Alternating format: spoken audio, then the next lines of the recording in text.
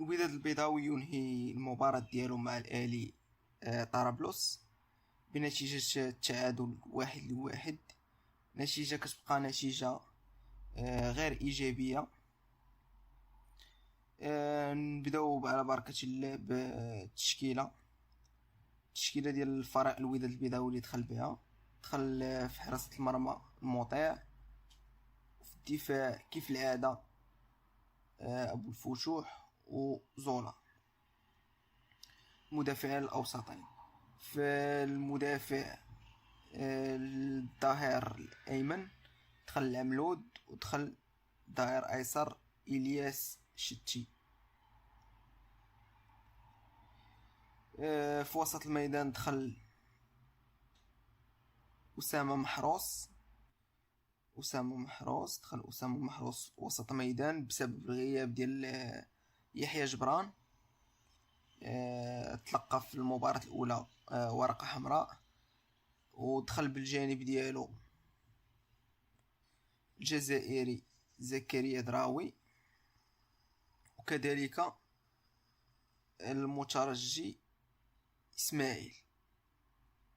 هذا هو الوسط الميدان اللي دخل به عادل الرمزي. أما بالنسبة للمركز المهاجم دخل المترجي، والأجنحة دخل كل من وناجم، كذلك عبد الله حيمود اللي يلعب جناح وهمي كيدخل للعمق يستلم الكرة. هذه التشكيله اللي دخل بها فريق الوداد البيضاوي. الشوط الاول كان اداء باهت من الفريقين، لكن الان تحقق بتسجيل هدف في الدقائق الاخيره عن طريق ايوب العملود. لكن عند بدايه الشوط الثاني كيجي هدف ضد مجرى اللاعب، ومن بعد ما كنا كننتظروا بان الوداد البيضاوي غيتحكم في زمام المباراه وغادي يستغل المساحات اللي غيتركها الفريق الاهلي طرابلس، كنتفاجئوا بالهدف ديال الفريق الاهلي طرابلس الليبي اللي جد المجرى اللاعب. صراحه الشوط الثاني ما كانش ردة الفعل قويه من بعد ما تسجل الهدف ديال الفريق الليبي. اللاعبين كانهم يلعبون مباراه وديه، ما شفناش تحركات هجوميه، ما شفناش انسجام بين اللاعبين.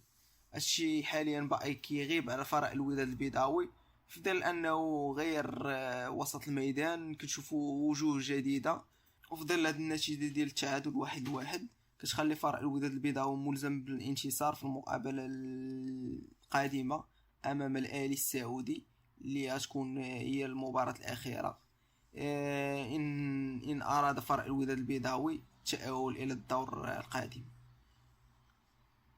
ونتمنوا للفريق الوداد البيضاوي التوفيق في المقابله القادمه، وما تنسوش تابوناو في لاشين، تفعلوا زر الجرس باش ديما يوصلكم جديد.